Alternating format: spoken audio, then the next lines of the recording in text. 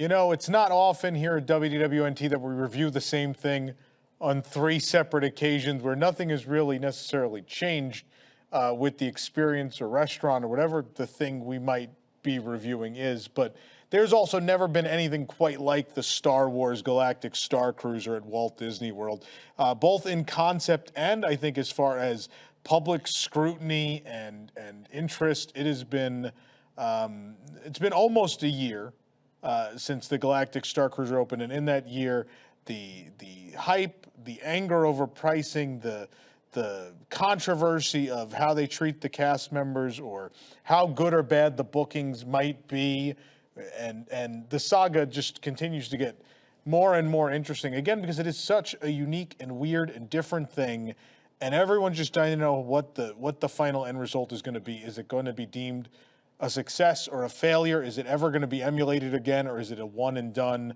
And we are still in the middle of figuring all of that out. And in the midst of that, obviously, last year was real rough.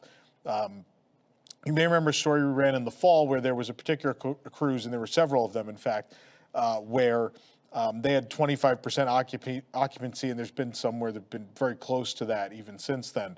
And that story got not only a lot of attention, a lot of page views, a lot of watches here on the channel and on the News Today episode we did with that. But obviously that also ruffled a lot of feathers in the company. I know we've heard from several places that people within the Walt Disney Company were not happy that that information got out. Obviously, there was no correction because there was nothing to correct. It is absolutely all factual, those numbers and such. But it's been made clear to us on several occasions that internally they were not happy about that. But the problem is it's the truth. It is the truth of the situation. Nevertheless, you may recall that we've done 2 reviews here on the channel, and I highly suggest watching them. Whether you're interested in ever doing this or you just want to know everything you possibly could know about what the Galactic Starcruiser is. We did a first review right after I got off of the very first Starcruiser voyage ever at Disney World, and then I went right back onto the second one, and we did a review right after to cover anything we had necessarily missed or talk about more things that were of interest. We knew inevitably we would go back, because if you remember, to spoil the review, I'll give you a couple seconds to stop the video now if you want to go back and see what I actually thought. But now we'll move on. You may recall from those reviews, if you watch them, that it was extraordinarily positive. Outside of the pricing, for the most part, there were a couple other little things. But outside of the pricing, I ranted and raved and went on and on about how much I loved it, which I think took people by surprise, because I think in a lot of I'm a really harsh critic. I have been everywhere in the world. I've been to every Disney theme park on Earth. I've been on a majority of the cruise ships. I've seen a vast majority of the work they've ever done. There's very few things I haven't seen that they've done in entertainment, in attractions, dining, whatever. And so that makes me hard to impress. That there's no doubt that makes me a harder sell than probably a majority of the public. And I understand that. But I think that's also why it means so much when I do give a positive review of something. I think it means more, because I think people know it comes from, number one, it's honest, because I will never sell you on anything I don't believe in.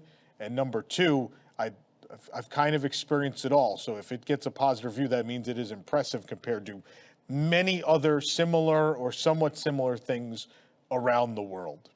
So we gave the positive review that ruffled some feathers. People were mad that I liked it, because I think people expect me to come in and be like, it's $6,000 and it's terrible. And that wasn't the review.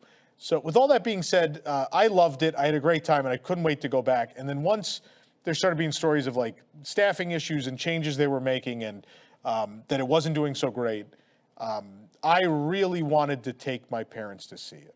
I thought they would really love it, and I really wanted to take them to see it. And so I did finally book a third voyage. We did it. My father's birthday is just before Christmas, so we went just a couple days before Christmas last year and booked this, and we planned to go, and they were very excited about it.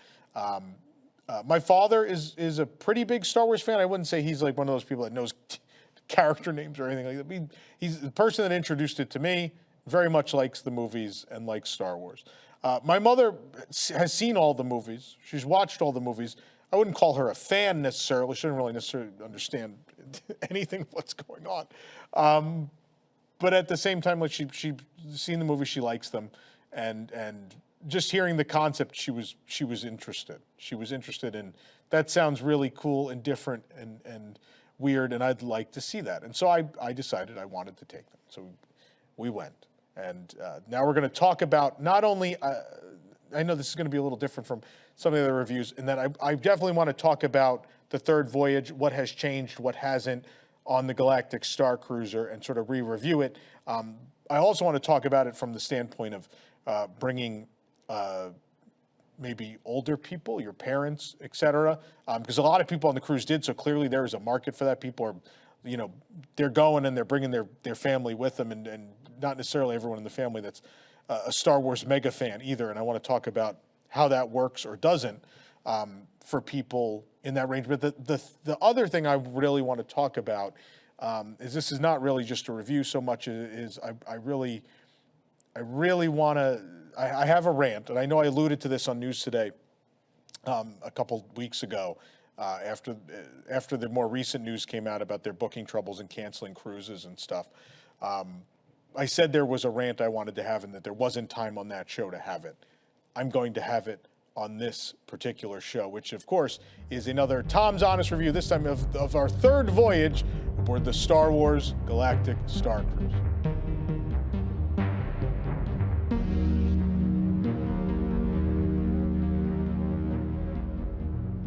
Okay, so let's start with the heart and soul of the entire thing, which is going to sound, it's a thing everybody says about the entire Disney World experience. I don't necessarily know that I believe it all the time anymore, but the cast members of Star Wars Galactic Starcruiser. So first of all, check-in process, a lot of things. So the first two cruises I did were at the very beginning. They were the first two public voyages, I say, because it's a building that doesn't move. It's a fake space cruise, folks, for those that don't know. Those first two voyages were at the very beginning, and obviously you're going to learn stuff as you go along. Sometimes I believe they could have foresaw some of those problems, but regardless, nonetheless, a lot of those little things I was surprised weren't accounted for the first time, had been fixed, and in some cases kind of beyond what I thought were the fixes for them. A lot of cases maybe even more thoughtful.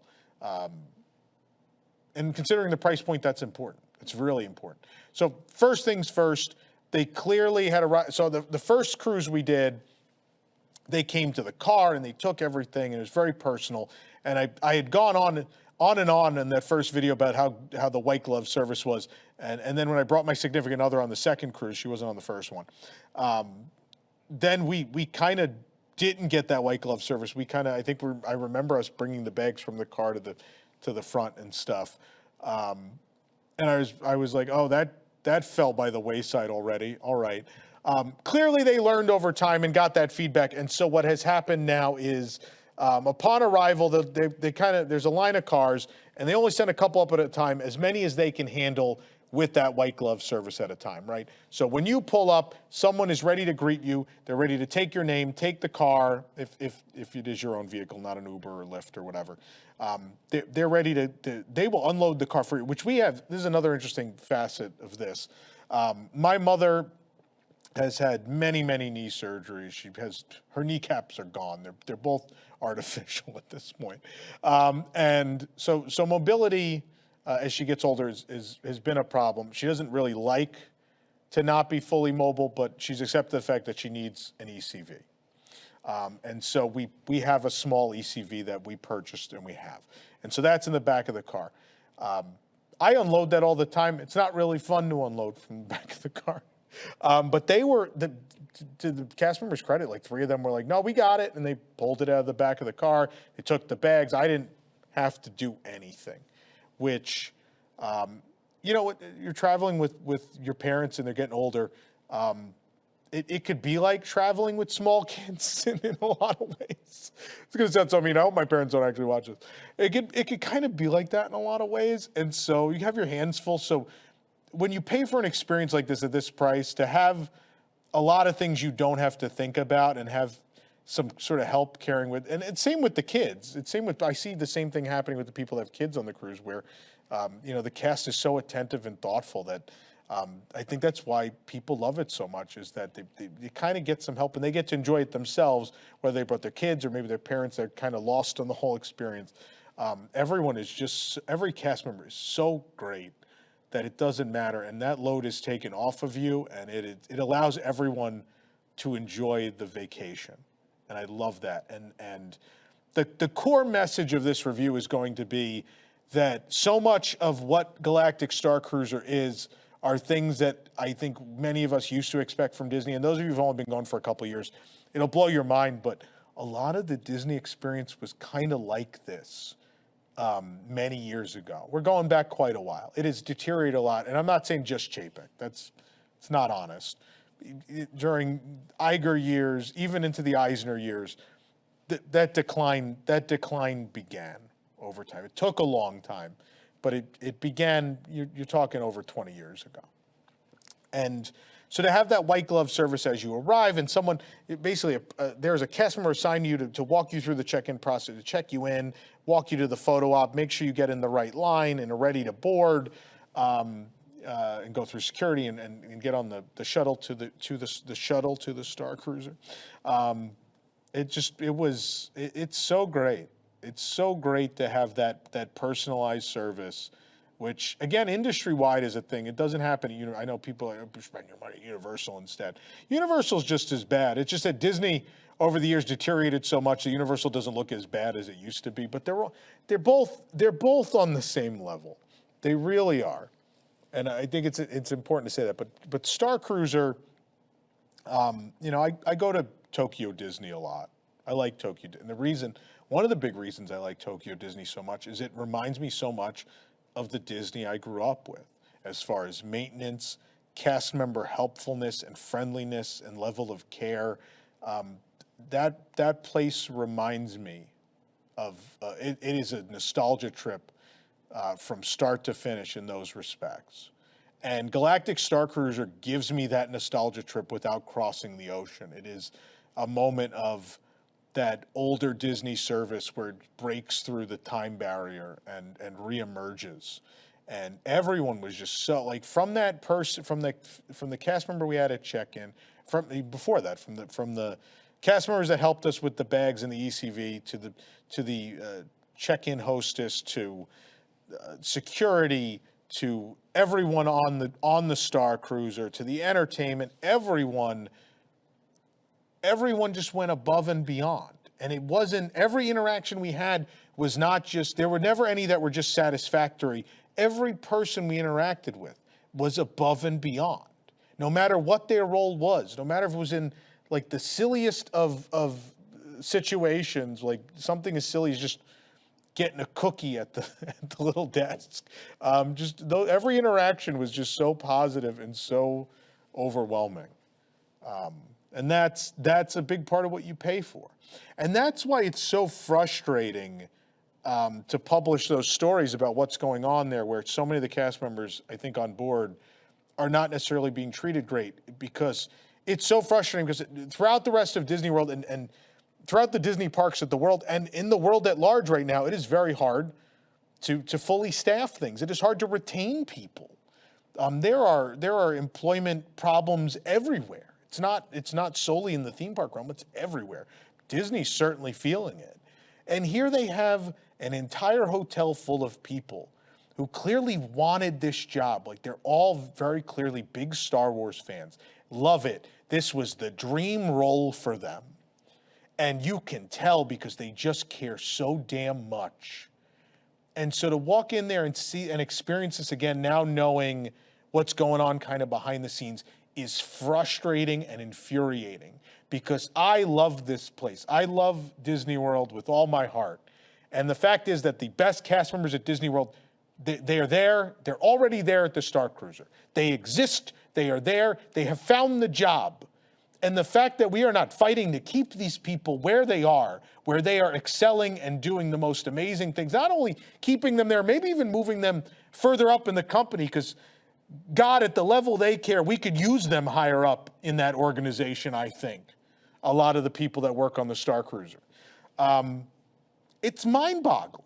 It's mind-boggling because you made a pricing mistake, because you're having trouble filling this, because upper management has made some bad decisions as far as pricing, marketing, all of those things, which are not the fault of the people down here. It's the fault of the people up here. And the people up here are unwilling to make the changes necessary to fill the hotel and make this thing work and change the industry in a lot of ways. Because once more people get on board, once more people sign up, once more people stop complaining about the pricing and how ridiculous it is and experience this thing, there will be so many more people that will continue that word of mouth. That's like, that was, it was still expensive, less expensive than originally, which is great, which is why I went. But then once we went, we had the best time, and it's unbelievable, and you should go see it. And that is how you save this thing at this point, is you need enough good word of mouth at this point. You need to convince people to buy in with some big public showing of just admitting that you overpriced the thing. Just some sort of admittance of that. And then on top of that'll be enough for a lot of people. They'll be like, all right, I've been holding out. But if it's going to be $1,500, $2,000 less for the whole voyage, I'm willing to save up to make that happen, because that seems more reasonable based on the reviews I've heard. And I think you'll get that word of mouth. I have not met anyone who's been on this thing. There is no one I know who has been on the Starcruiser who has had an overall negative experience. There are little hiccups that have happened, sure. But I have never had an outright negative review from anyone I have ever spoken to who's done this experience. And that says something, because there are not a whole lot of things. There is no Disney World hotel, no matter even the best ones like Animal Kingdom Lodge, which I think is near perfection. There's people I talk to that stay there and they're like, oh, we didn't like it because of this, this, and this. I was like, oh, I guess so. I don't get that with Starcruiser, which I think says a lot. But yes, to punish these people who are the best cast members, perhaps in the entirety of the Disney organization, the most caring and just unbelievable, and to punish them by sort of giving them the punishment for the mistakes that were made up here is so unfair, and it makes me so angry. And I'm glad that story ruffled feathers, because it needed to. And that's part of the job here, is sometimes someone has to say something. And none of the other fan sites want to say it because they want to stay on the media list. And that's where we come in. And I like that. I like it because I love Disney World, and it needs to be said. And sometimes you got to fight for people. It's part of, I went to school for journalism. And if anything was ever hammered in, I mean, my journalism teachers would be livid that I'm covering theme parks. It's not necessarily the subject matter they want their students to go cover. Probably want us to go try to solve some real world issues. But that's sort of what I was taught to do is you're given a power and a responsibility to disseminate information that could create change in a lot of ways. And so I thought that story was very important. I knew it was going to ruffle feathers, and that's part of the reason for it is I know from firsthand experience, I know these people are fantastic and care. And for selfish reasons, I don't want them to go away. I want people to go have the experience I had and see how good these people are. And I don't want them to leave the company, because if we've learned anything, like, we have to have an honest conversation here. And I'm sure this will get cut out and shared on social media out of context and make me look like a horrible person. Every cast member at Disney World isn't great. Every cast member at Disney World doesn't care. It's not true of all of them.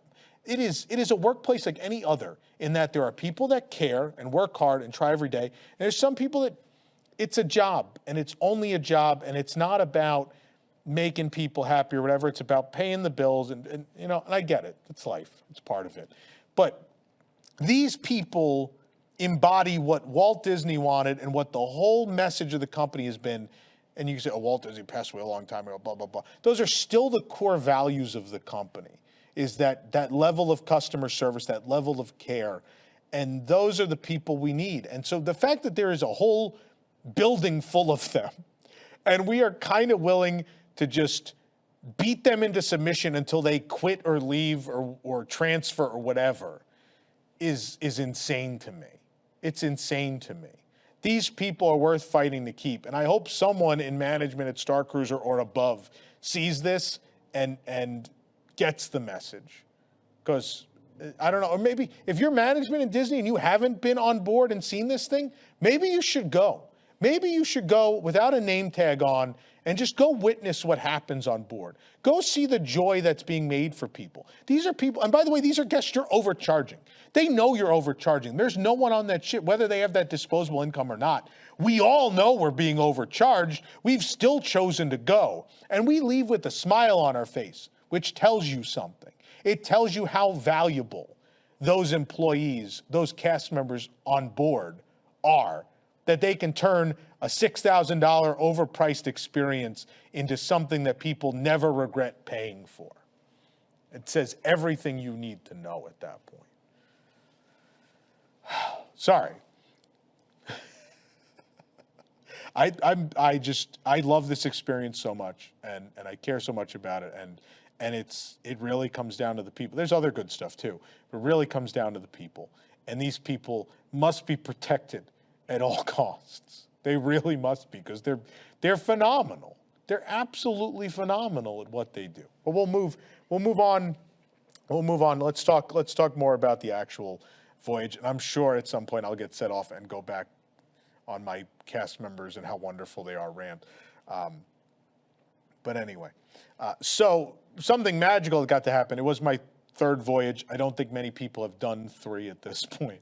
And so we actually got to do something cool, which is at the very beginning of the Starcruiser trip, there is a family chosen, very much like the way Magic Kingdom used to pick a family the day to open the park and stuff like that.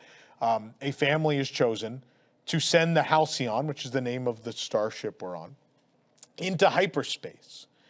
And we, the Corliss family, got chosen to do that. You're seeing some of that video now, which this was already, I mean, my parents were already blown away by the level of service and attention everyone was giving them. But then to have this moment where we got chosen and got to do it, and it's the coolest thing, you get to pull the lever and the whole ship goes into light speed. This is one of those core memories I will never forget the rest of my life. This is a magical moment. And these happen. I mean, it's inevitable. I think every family on the Starcruiser had this kind of moment. Ours was maybe a little more public in that we're at the front of the ship while everyone's gathered in the atrium, you get to pull the lever. But you can tell people had those moments throughout the voyage, whether it's interacting with the character. And some of the kids get so into it, and adults for that matter too. And they get a really, they have a very personal bond with the characters, and at the end of the voyage, they actually mention, they'll call out people in the crowd by name at the end to thank them for their help with whatever cause they worked for, whether it was the First Order or the Resistance or whatever. And you could tell those are people that had, because the moment their name gets read, they usually let out a big cheer or they get a little emotional. It's powerful stuff. And so whether you get picked for this or have a moment somewhere else later, Starcruiser inevitably leads to these core memory, magical moment, once in a lifetime kind of experience things like that, where it's just something you're going to carry with you the rest of your life, which is what Disney parks in general are about. It is about going with people you love and care about to these incredible places and doing something that's just really cool and feels very personal. And whether it's launched into hyperspeed or, Lieutenant Croy deciding that you're going to be of vital importance to the First Order, or, them asking you to help hide oh my God, I'm blanking on the name of it. What is the stuff that Hondo Onaka's after? Why am I blanking on it? Coaxium. You got to help hide the coaxium, whatever it is. I think there's a lot of those moments to be had on the Starcruiser, whether they're in the story or even just in interactions with the staff in the dining venues or the shop or wherever. There's a lot of opportunity for very special moments. Another interesting thing, and something I kind of wanted to try out, and I didn't say anything. They warn you in advance that they want everyone to have the play. Everyone in the party, they want you to have the Play app, and they need it. It's got to be linked to your My Disney Experience account. You got to use the Play app. My father, at no point was that going to happen. He doesn't have his own separate My Disney Experience account. He was not going to figure out the play app. It wasn't going to happen. So I wasn't doing it. I was not, at no point was I going down that road. My mother's a little more tech savvy. She figured it out. I figured I'd at least help her along, but I wasn't going to try to manage 3 phones over the course of the voyage. So for those of you unaware, you really should go back and watch the other 2 reviews if you need the sort of framework of this. But the play app is really important in order to carry out the missions and continue your path or paths, whatever they may be in your story aboard Galactic Starcruiser. And so I decided my father's just not going to have one. We're going to see if they force him to have one. We're going to find out. So my mother's got it. I've got it. He's clearly not using it. And what I think is super cool is over the course of the voyage, they clearly knew this was happening. And so he would just end up on the itinerary, right? So you get sort of auto signed up depending on things you say back to characters, depending on choices you make, actions you do, you end up on certain paths. And those lead you to certain events you get invited to. You get invited to, help sabotage the Halcyon with the First Order in the engineering room. And my father would end up on the list. He didn't have a phone. He wasn't doing anything. He just, they knew that, like, oh, so the first 2 people in that stateroom are doing this event, so we better just tack him on kind of deal, which I think it's great that happens, because I'm sure there were a lot of other people that brought their parents and grandparents on the cruise, at least the one we were on. And I'm sure everyone in the party was not on the play app. I can promise you that. And so I think it's great that they've kind of factored that in and people can go along without having to worry about, like, oh, he wasn't really playing along, so he doesn't get to come in and experience the thing with the rest of his group. That doesn't really happen. That being said, if everyone in your party is active and chooses different paths, you're obviously going to get invited to different things, and you can't really go to other stuff then. But if people aren't being super active, if they're just kind of along for the ride, or they're not really tech savvy, that's not even part of the equation. It's figured out, and they get to come along, and it's great that it works out that way. But the app is easy enough. After a little instruction, my mother had it figured out. I just remind her every now and then. I was like, it might be time to check your app. And she would do it. She'd go at the conversations herself. She figured it all out. So it's very intuitive. It works well enough. Once people have the basic idea of how it's going to work, they've got it under control. I think for all that we've knocked the play app in its existence, for Starcruiser, it seems to work pretty well. There are still some things. I'm still not crazy about some of the little activities. A lot of them take place on Batu, and I've talked about this before, but like the stuff where you have to scan and just aim the phone at something and make sure a line lines up and stuff. It's fun a couple times, but the puzzles and that kind of little app game type stuff, eventually, it eventually feels a little hokey and a little gimmicky, and that's the other reason I want Starcruiser to succeed, is I think it can go a step further, and I think a step further would be to give people more props and things that actually interact with the environment and send them off with things and they actually have to use them instead of it just being the phone, right? It's fine that it uses a phone, but how much cooler would it be if you met up with someone in Batu and they gave you a device and they're like, go to this place and do this with this device. And that was one of the things I really loved. Is going to be a sort of a little jump here, but to our Universal channel. We did Universal's great movie Escape, the escape room experience, Back to the Future. In that experience, they give you a device, and it doesn't necessarily really interact with the environment, but the device lights up and does stuff, and you have to put it in places, and it really feels like you're doing stuff and you're really interacting with the environment. And I feel like Galactic Starcruiser would benefit so greatly from more tactile, physical props that you get to play with and do things. And there are moments where you do, right, under supervision. When we did the engineering room thing, which is a previous experience you could watch in full here on the channel, they give you, I forget, data tapes or whatever the thing is called, and you have to put it in and take it out and bring it back. And it doesn't do a whole lot, but it does make it all feel more real and interesting and engaging. And I like that a lot. And so those are the things I want to see. I want to see, like, instead of using my phone to scan the props, I want some, secret informant on Batu to hand me a device and go use it, and it doesn't feel like a phone. It feels like something else. There's definitely room to make the Starcruiser even more than it is. I think it is great as it is, but it needs to succeed as at least the current product before we move on to that next phase ever, if we're ever going to at this point. And so I would really like to see it progress. The play app works fine. I'd like it to be more, but that's sort of a wish list thing, and I'm not necessarily knocking Starcruiser for it. Quick thing, I want to talk about mobility, because I know this is the thing we've been asked about before. As far as mobility Starcruiser, we had the ECV. We had a regular room. It wasn't necessarily an accessible room. I guess they're all technically accessible. The chair fit snugly into the room. Was that we had plenty of floor space. It was a little tight down the hallway to get in, but it had a couple inches on either side.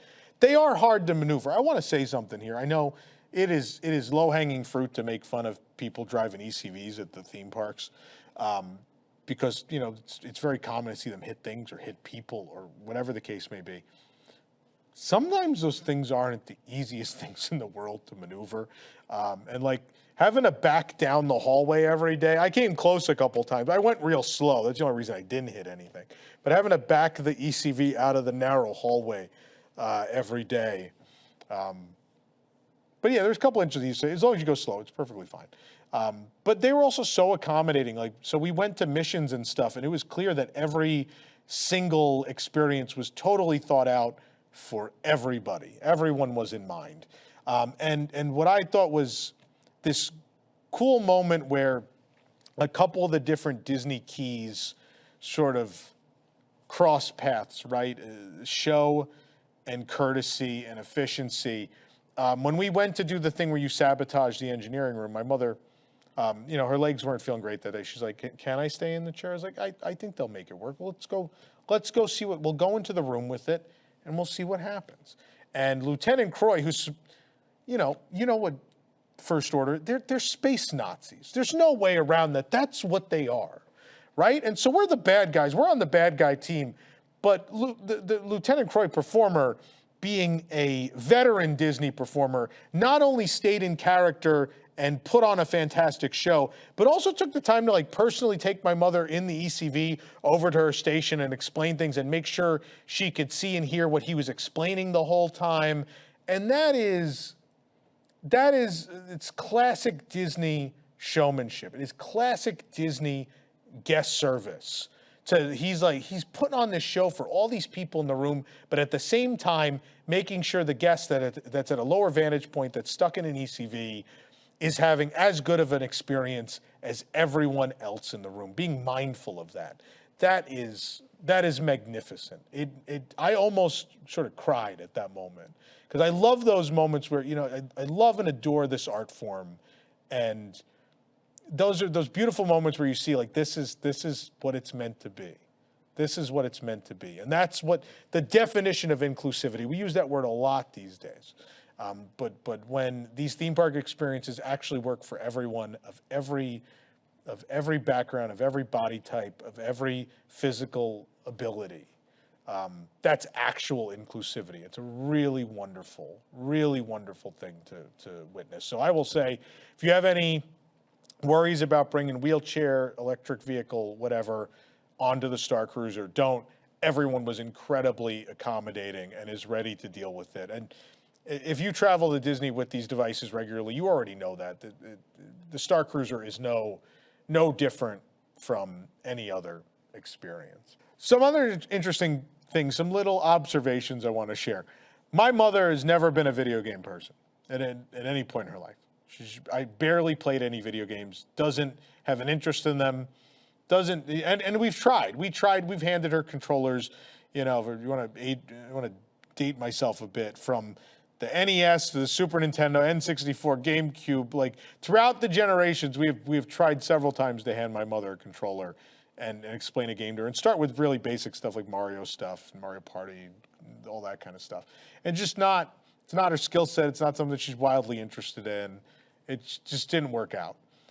We go to there's a bridge ops training. And eventually, in most cruises, you get 2 bridge ops. You get a bridge ops training and then an actual mission later on. My mother, at the end, when I asked her, what was your favorite activity we did? I know, first of all, her response in the end was everything. The whole thing was fantastic. Shock. But she brought up the bridge ops training, and I'm like, She doesn't like video games. She played video games. We tried so many times. She never liked video games. And the bridge ops training is very video gamey in nature. There's different stations. You do different activities, and some of them, one is basically just an advanced version of Pong, and the others are just sort of guiding stuff on a screen to grab stuff. But she had such fun with hitting all the buttons and turning knobs and doing all this stuff, and it all felt very Star Warsy and very different from anything she had done before. And she was just so blown away by it. She was so excited about it. That when I told her I didn't like spoil everything. I let the story play out in front of them. When we did have the bridge mission towards the end of the voyage, she's like, we get to go back on the bridge. Oh man, it's very, very excited about it. And then for my father was the lightsaber training. And I know some people are like, lightsaber training doesn't look that cool, blah, blah, blah. I think it's just long enough, it's just fun enough, and it's just interesting enough. And people look like they're having fun in there. I think it's fun. I had a good time. I think it's just long enough. I think if it was any longer, it'd get a little repetitive. I do hope someday they figure out a way to make it feel more like the real thing, like straight out of the movie. But I think they did the best they could given the technology of the moment, and I think they did a good job. It's fun. I think the lightsaber training is fun. My father had a blast with it, had a good time. But see, that's different people are going to find different things to say. Like my mother thought it was cool, but she wasn't excited about the lightsaber training. But then the bridge ops, which I would have never in a million years imagined she would have loved. She loved it so much. Yeah. Let's talk about, I know these Galactic Starcruiser reviews have been very positive for the most part. There are still some things I don't like. And number one is there are still a lot of food problems. There's still a lot of food that for the price paid doesn't feel like it should be there. For the most part, I think a lot of the buffet breakfast and lunch stuff is good enough. My main problem comes in at table service. So the first night experience with the Gaia dinner show, I think is a better dining experience than the second night. I think the food quality is pretty good. There's still some duds. There's some duds in that menu. But thematically and overall quality, good enough. Good enough. Second night, I never feel that way. The second night, the taste around the galaxy thing, there's other than the blue shrimp, a majority of the meal, I'm like, this is, I don't know, the dessert feels like something out of a Disney World counter service. I'm just not blown away with the food quality. And then the problem is like the snacks. That second night, I end up not eating much of the regular dinner, and then I go to the Sublight Lounge, which is the bar up in the atrium, and their snack menu is honestly better than a majority of the food options down at the Crown of Corellia dining room, which is a problem. I think for the price, I think they need to go back to the drawing board on a good half of the menu. I think there's several things to get like that typical, feels like the typical Disney pot roast from like Liberty Tree or 50s Primetime at a $6,000 two-night experience. I'm eating that pot roast, which that pot roast is, I know I'm going to get hate comments because I know people love the pot roast. I know. I've never understood it, but I know. There's a big difference between paying $39 a person for pot roast or whatever, it's 20-something, I forget the price point of 50s Primetime these days. It's a big difference between that and the total price of the cruise, which has to factor in food, right? It has to. So I think the food and beverage team, presentation-wise, I think everything is great. Quality-wise, and quality-wise, I just don't think all the food is there. And I'm surprised there's been no effort to change anything yet. Because I think that is the weakest part of the entire experience, other than one thing, which I'm going to talk about in a minute, which is still my least favorite part of the entire Starcruiser. Sublight Lounge, though, I will rant and rave that Sublight Lounge is my favorite bar in all of Walt Disney World, maybe in all of the Disney parks and resorts around the world. Number one, it's of course, back to cast members. Everyone that works at Sublight is so much fun and really wants to be there, and the bartenders are really good mixologists, but then the servers are just a ton of fun. Everyone's fun and really into it and loves their job, and it's infectious in there. And I just want to I wish the cruise was longer because I just want to get to spend some more time in there. And it's not about getting drunk. It's not the focus of it, although we kind of did. I'll talk about that in a minute. It's so much fun in there. The sabacc table's in there and characters come through and the snack food is good. A lot of the drinks, if the drinks are not good, they're at least interesting and different and creative, which that at least ticks all the boxes. So there's at least enough good drinks to where you will find a drink or two or three that you really love and will order again. And at least the other ones, you will try them and be like, that's really weird and different. I don't know that I love it, but I'm glad I tried it. And that's kind of how I feel about a lot of stuff in Sublight. Also, the interior is fantastic. It's so much better than Oga's. Oga's, I feel like, does everything to try and turn you off of the experience, where they try to put the time limit on you. It's overcrowded. They make you share tables with people. They cram you in. The server maybe forgets about you for a while because it's so overcrowded and they're short-staffed. And then beyond that, I don't know that there's a ton of drinks or even snacks on that Oga's menu I really like. But at Sublight, I'm just always so excited to spend time in there. And the atmosphere, I don't know, the atmosphere is more what I want. It is everything the Hyperspace Lounge and the Disney Wish should have been. The Disney Wish Hyperspace Lounge is a turd. It's a big old turd. None of the drinks are good. The servers, it feels like, don't really want to be in there because they're locked in this big room that's closed off from the main areas of the ship. They're kind of locked in this one tiny room, and there's just a big screen. I don't know. I don't like Hyperspace Lounge, but Sublight is everything the Hyperspace Lounge could have been, proving you didn't need the window. The window doesn't do anything for anyone. It could just be an intimate space with cool lighting and characters coming through, and that is enough, right? And that's a perfect dichotomy, a perfect way to spell out the problems of themed entertainment today, is that maybe doing screens for everything, obviously screens are great when you can't actually physically do something, right? But the fact that Hyperspace Lounge is as disliked as it is generally, most people have been there, are not crazy about it. And it has this big sweeping screen with these big vistas that go by, and that people would prefer this Sublight Lounge, which is kind of more subdued, just a lot of lighting and atmosphere, and then characters come through, I think says everything, right? Live entertainment, physical props, tangible things will always connect better to guests than a screen. And so screens and projections should only be used when they absolutely need to be, and only be used to enhance something beyond what it already is, right? But if you take away those base things that really work, like really good drinks, entertainment, cast members that are super into it, if you take all that away and just put a screen up, it's not going to work. It's not going to work. This is always going to win. And I think that's important. And same for Oga's, right? In that, what we've known about Galaxy's Edge since the beginning, the entertainment that was cut and the walk-around animatronic aliens and droids and things that got cut away took the soul out of the land. The land could have been the greatest thing they've ever done. And because they got cheap, they took away what really was the icing on the cake. So they built this big, beautiful land. They spent all this money on it, but then it didn't feel lived in. And that was the disconnect for so many people. Like Rise, we need to be honest for a minute. The success of Galaxy's Edge is all predicated on one ride and a lightsaber building experience.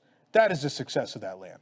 Rise is one of the greatest attractions ever built. The lightsaber experience delivers for people. Despite its price, it's a really cool souvenir. It's a great experience.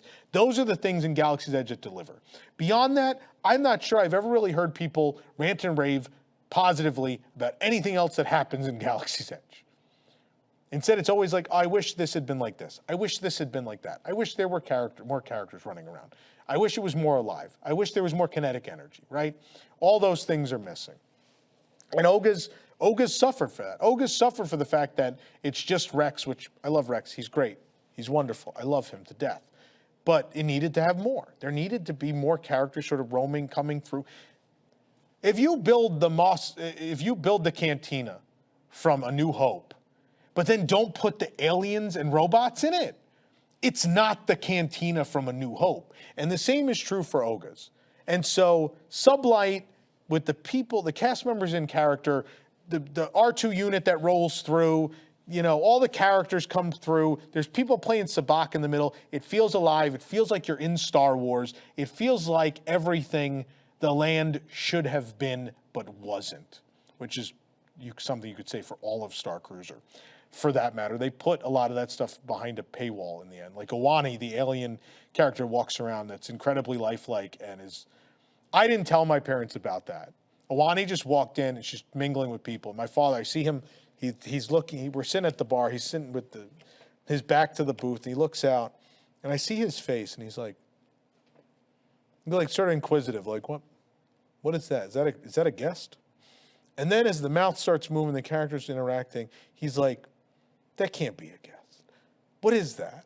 And then he realizes it's an alien character aboard the ship with us. And they're just, both of them were just completely blown away by that. And that's what Galaxy's Edge could have been, right? And it's not. And Starcruiser is. And for better or worse, it's behind a paywall. It is what it is. The thing I have to talk about, my least favorite thing, the box truck.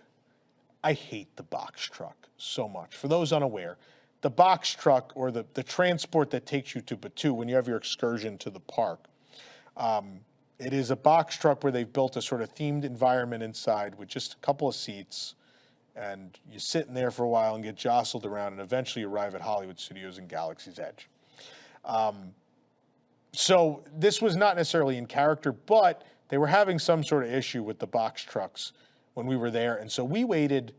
It took us about an hour from arriving downstairs at where you're supposed to board to actually getting in the truck and getting to Galaxy's Edge.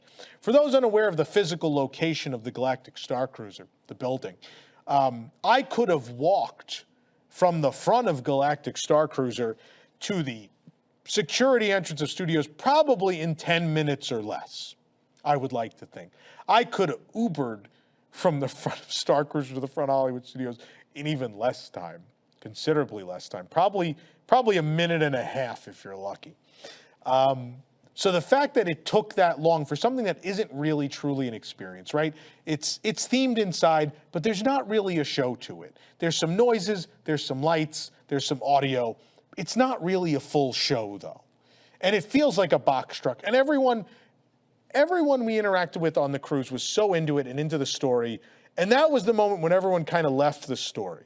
That was the moment where everyone would kind of look at each other on the box truck and be like, and sort of giggle at each other and be like, yeah, it feels like we're in a box truck. Yeah, it doesn't feel like a spaceship at all. I don't know what a spaceship feels like, but I believe it doesn't feel like the inside of a box truck. And that was a moment where the fourth wall sort of comes down, right? And so I don't like the box truck. I think the fact that it ever gives problems like that anyone ever is on a voyage where that is a thing that can happen, and you could end up waiting an hour to go to Batuu, is nonsense. An hour, the experience feels short as it is, all right? I would love it to be a little longer, but it's short as it is. So to lose an hour anywhere feels unacceptable. Another thing they do, this didn't happen to me, I think it happened to Jason when they just went, Jason Diffendahl works here at WDWNT. They went, I think, the week before we did, and he told us their lightsaber training ended up being scheduled sort of during their Batuu excursion day, not long after they arrived on Batuu, which is not great, right? People, in a lot of cases, people paid to go to Batuu and experience things, and they have the lightning lanes for Falcon and Rise, and so the fact that they're even scheduling lightsaber trainings anywhere near what could be the excursion time, and that you're kind of forced into that just to shorten your excursion to Batuu, it's not great. That being said, there are some limited availability add-on sort of experiences that are offered sort of in the middle of the Batuu excursion day. One of those is when we first went, they were doing a non-alcoholic sort of tasting class where they gave you, the bartender would give you the fake backstory of the drinks and explain, in story, like here's where we get the ingredients, this will taste like this, and this will taste like that. And you get to try all the non-alcoholic stuff for free. They do now a paid alcoholic drink sort of tasting course where you get to try several of the alcoholic beverages. That does happen, I think it's at noon on the excursion day. So we came back early. Obviously, I'm a local. My parents have been to the park a bunch. They've seen Galaxy's Edge a bunch. this was about experiencing the Starcruiser. So we went and did our lightning lanes and did our couple of missions we needed to do on Batu, and we came back to the ship. And we did the tasting course, and it was fantastic. No one else ended up showing up. All the other people that signed up didn't show up. So it's just the three of us with the bartender and this personalized experience where we get to try all these cocktails, and she explains the backstory behind them, the ingredients, why they taste a certain way. It was really, really cool. Also, it's 4 really good-sized drinks, and it's enough to get plastered. I hate to tell you. My father was gone. My father, the 4 drinks did him in. And I was definitely feeling it after them too, but we had a good time. You know, that's what you're there to have a good time. It happens, you know. I don't think my parents aren't big drinkers. They drink socially and really only when on vacation, honestly. And I'm sort of the same. I only drink when we generally, that's unfair because on News Tonight, they open alcohol every Thursday. Right, Jake? You guys are always... Jason doesn't know what I'm talking about. Yeah, we never open like rum and stuff on Thursdays. But it's social, right? So that and when we all go out to like the parks and are doing a festival or go to a bar or something, I will drink at that point. I don't drink at home. I don't have alcohol at home. But, you know, we're on a cruise. We're having a family vacation. It's the holiday season. My parents are visiting. We're having a good time. We had the drinks, which were all included with the tasting course, which I think... I want to say it was $50 each. I probably should have had that in front of me. I apologize. I'm going to write about it at some point anyway.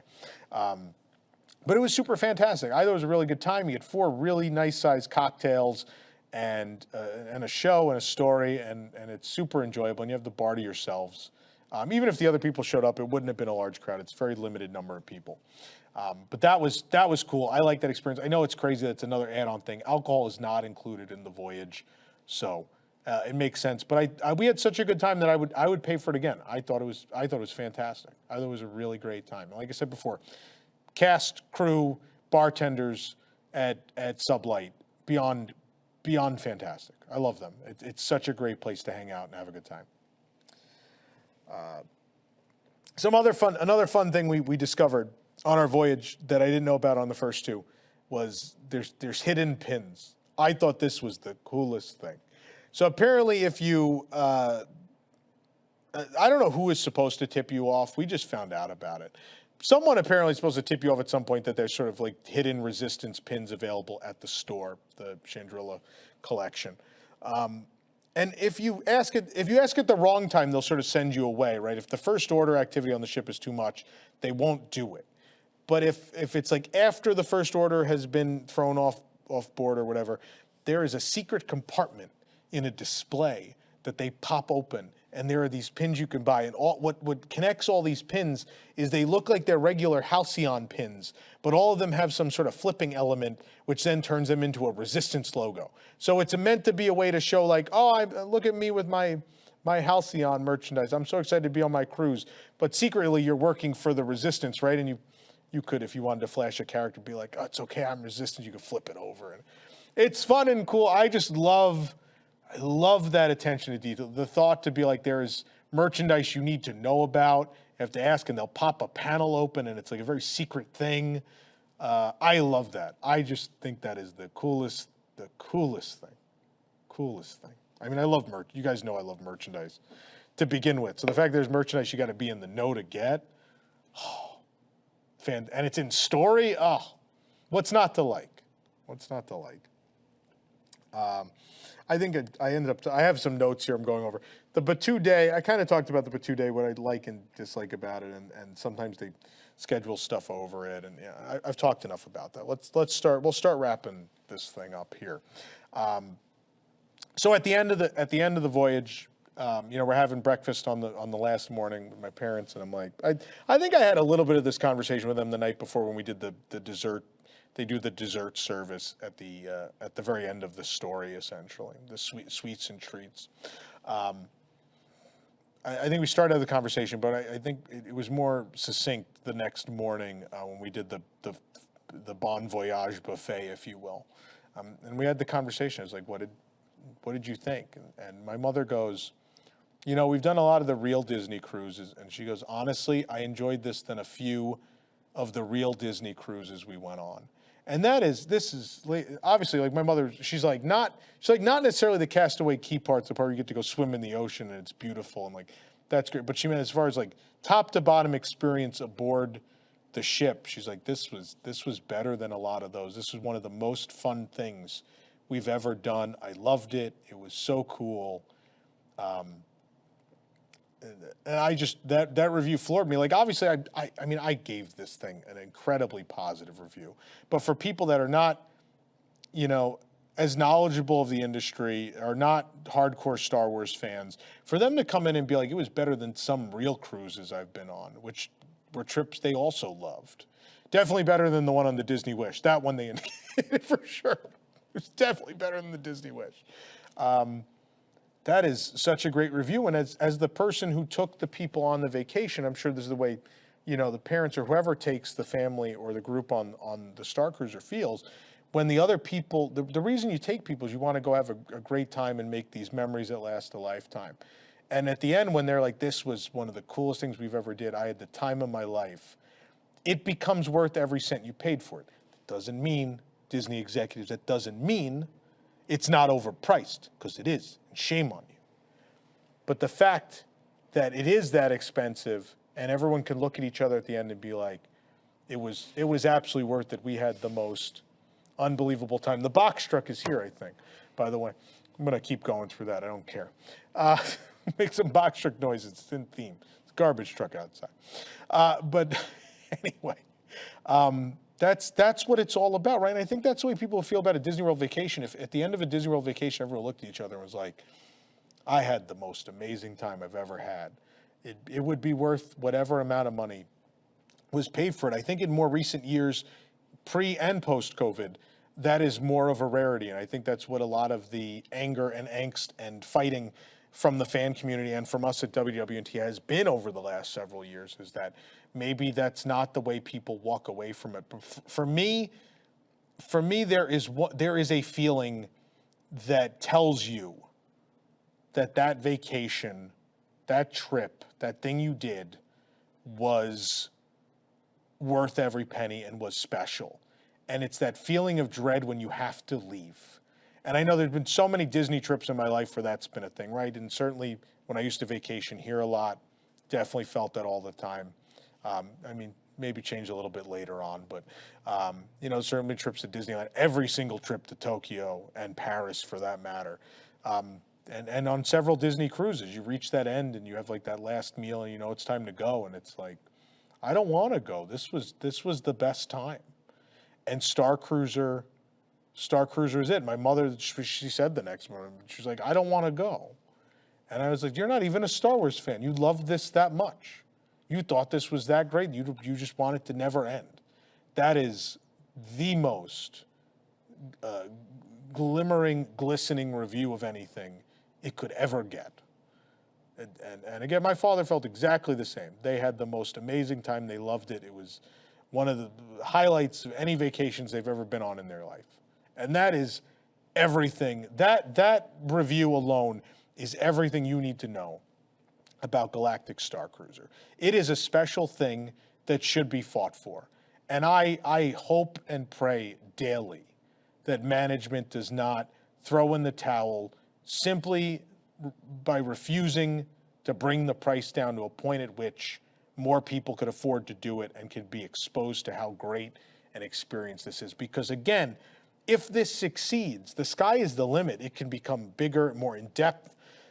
There could be longer voyages. It could be done with other IP. They could do Marvel and even Disney animated worlds could be explored in this sort of venue, right? I mean, imagine, you know, you build a Frozen Land in a park and there's a hotel connected to it and you can continue like you're guests of the Kingdom of Arendelle. Like, imagine how incredible it could be to literally experience these themed lands and that continue into the hotel experience, right? And you never really having to leave the story. Taking the Walt Disney World concept further than Walt Disney ever imagined, right? Where he foresaw the whole idea of like, you know what we did at Disneyland wrong? This is what we did wrong. We're going to build this whole big park, and there's going to be these beautiful resorts you could stay at across the lagoon, and you never have to leave the magic. But what if never leaving the magic meant never leaving the story? What if you could actually live for a few days in your favorite movie? Just live in it, whether it's Star Wars, Frozen, Avengers, whatever it is. The sky's the limit. This could be the defining innovation of this era, the same as animatronics were in the 60s and, whatever other innovations came later. It could be as instrumental and as important as this level of storytelling. And I want to see it. I want to see it continue. I want to see what else it could be, because what it is now in its earliest form is pretty damn good. And if it's already pretty damn good, once it's got the backing and it's a proven concept, it could be a lot damn better, right? I am dying to see that. I am dying to see that. And I also want I want it to be a thing I can go back to again. It's going to be a while, but I really want to go back again. I want to take other people that haven't done it and just see them take it in. I want to go experience it with different groups of people and just see how different it can be from time to time. And it's also just selfishly, I just want to do it again myself. I loved it. It's so much fun. It's such a good time. And between the atmospheric entertainment, the level of service, the innovation in the experiences themselves, the activities and things, it reminds me so much of why I love Disney World and the Disney parks. Those are things I love.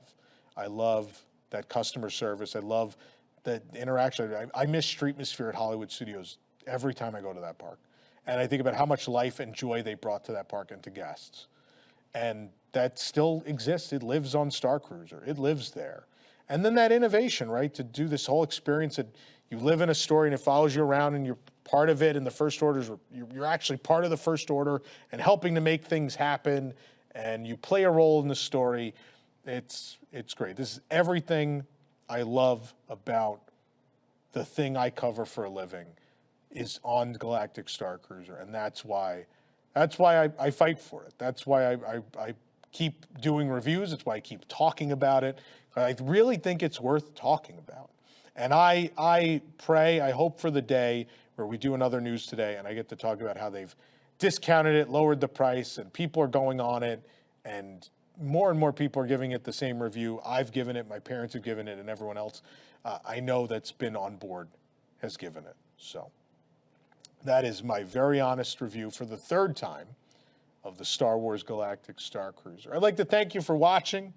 I hope you guys enjoyed this. If you want me to keep talking about more of these types of experiences and honest reviews, let us know in the comments. Also, please hit the like button. Please subscribe for more great content from us. And if you really like the support we're doing, you could join the WDWNT Interglobe Society at patreon.com/WDWNT. I'd like to thank you again for watching.